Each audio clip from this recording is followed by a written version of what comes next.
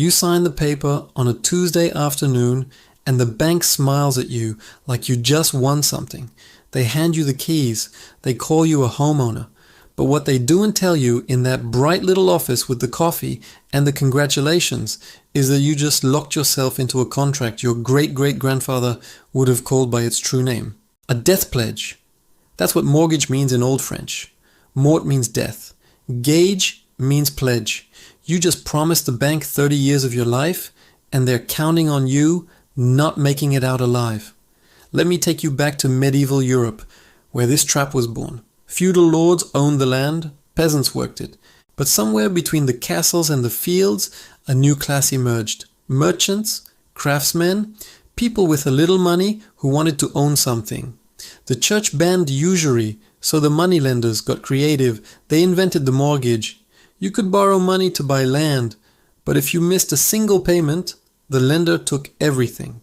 The land, the crops, the future. They called it a death pledge because it ended one of two ways. Either the debt died or you did. Most people chose wrong. This brings us to stage 1, the lure. They show you the dream first. Your own four walls, a yard, a place where no landlord can kick you out. They parade you through open houses on Sunday afternoons. They talk about equity like it's a savings account that builds while you sleep. They use words like investment and security and legacy. What they don't say is that you're about to become a tenant of the bank. The deed has your name on it, but try missing 3 payments and see who really owns that house. The lure is always the same, freedom, but the chain is already in their hands. Then comes stage 2, the binding. You sit in that office and they slide the paperwork across the table. 30 pages of terms you'll never read. An interest rate that sounds reasonable until you do the math. On a $300,000 house at 5% interest over 30 years, you'll pay over $200,000 in interest alone. You're not buying a house. You're buying a house and then buying it again for the bank.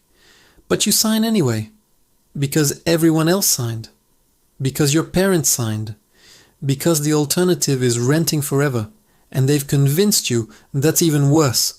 The ink dries, the trap closes. You just agreed to send the bank a check every single month for 360 months. Stage 3 arrives quietly. The routine. You make your first payment, then your second. The house needs repairs, the roof leaks, the furnace dies in January.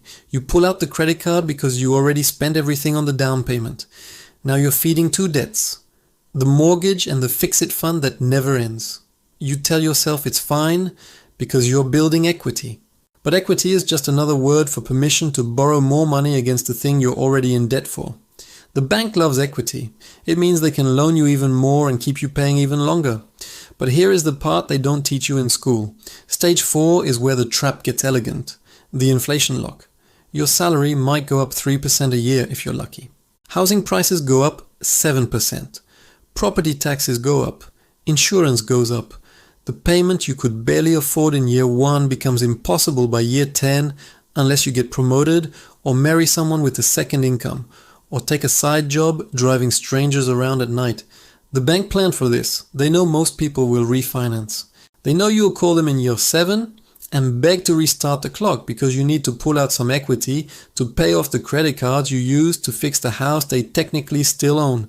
Every time you refinance, they reset the 30 years. You're not climbing out, you're digging deeper. The medieval moneylenders had a phrase for this, perpetual obligation.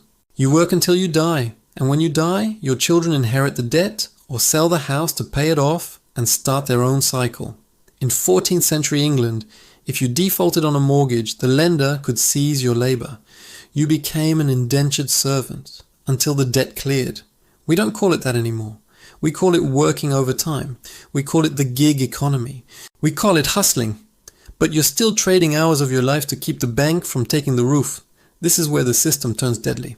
Stage 5 is the illusion of ownership. You're 15 years in.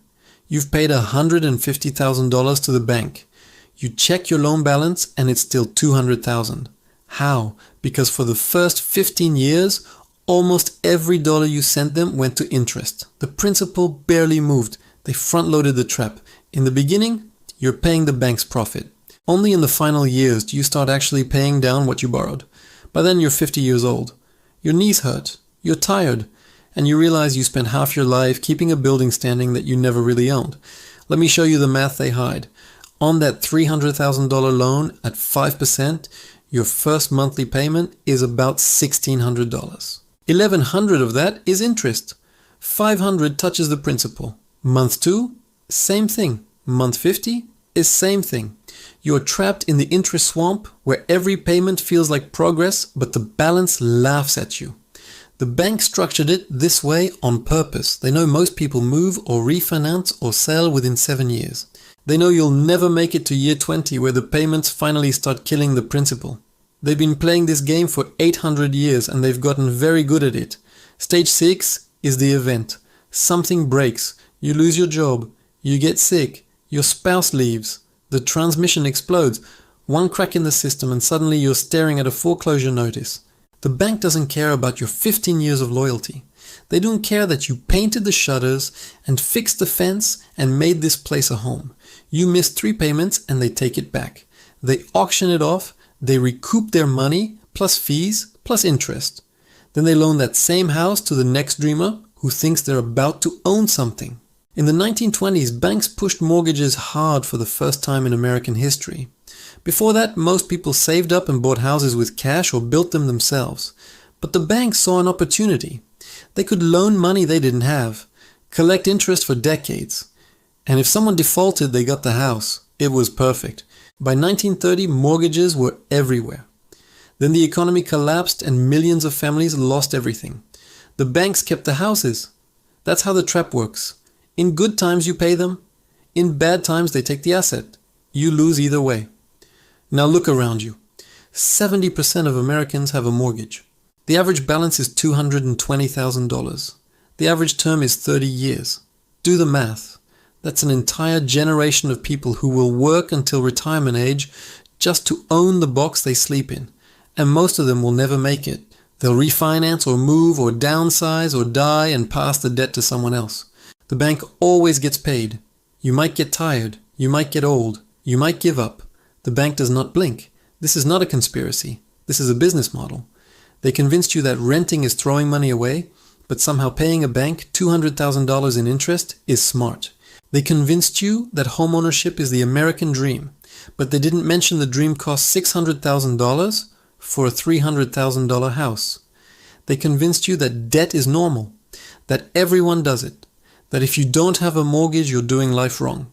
They trained you to thank them for the privilege of signing over 30 years of your labor. Once you sign that paper, the clock starts ticking against you. Every month you owe them. Every year the balance mocks you. Every decade you age, and the house stays the same, and the bank gets richer. You are not building wealth. You are renting money at an interest rate designed to keep you working until your body breaks. The deed is a lie. The equity is a trap. The ownership is a fantasy they sell you, so you'll keep paying. The medieval peasants knew they were trapped because the Lord owned the land and they worked it until they died. You think you're different because you have a deed with your name on it, but the bank holds the lane. The bank gets paid first. The bank can take it back whenever the contract says they can. You're a peasant with a mortgage. The Lord just wears a suit now. They don't want you to pay off the house. They want you to refinance. They want you to take out a home equity line. They want you to buy a bigger house with a bigger loan. They want you trapped in the cycle until you're too old to fight back. And it works because everyone around you is doing the same thing. Your neighbors are drowning. Your co-workers are drowning.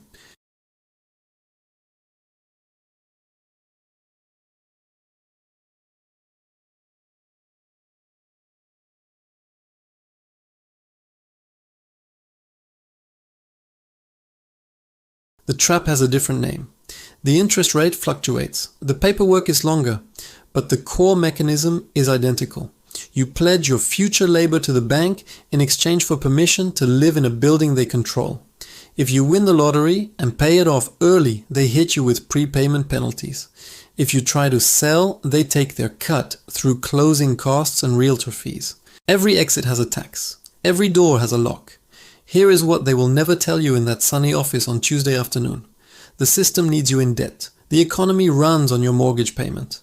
The banks base their stock price on how many people are locked into 30-year loans.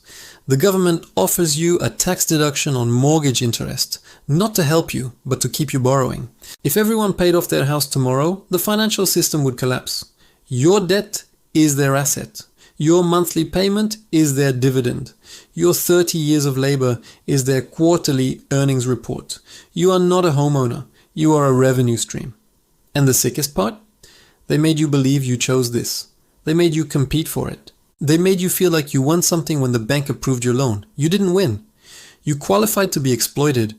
You proved you make enough money to bleed for 3 decades. Congratulations. You're a good debt slave. But you're still here. You're still listening. That means part of you already knew something was wrong. You felt it every time you made that payment. You felt it every time you checked the balance and realized you'd been paying for 5 years and barely moved the needle. You felt it when your friends talked about their mortgage like it was a prison sentence they were proud of. The discomfort you feel is your instinct screaming that this trap is real. Understanding the history doesn't erase your mortgage, but it breaks the spell. Once you see the death pledge for what it is, you stop thinking of it as normal. You stop defending it. You stop telling yourself it's an investment. You start looking for the exits. Maybe you pay it down faster. Maybe you refuse to refinance. Maybe you sell and rent and invest the difference. Maybe you never sign one in the first place. The trap only works if you believe the lie. They've been running this con for 800 years. They've refined it, perfected it, scaled it, but the core is still the same. Convince people that debt is ownership, that 30 years of payments is security, that the bank is your partner. It's not. The bank is the modern feudal lord. Your mortgage is the rent you pay to exist on land you'll never truly control. If this opened your eyes to the cage you are living in, subscribe. Because in the next video, we dismantle the rest of the illusion.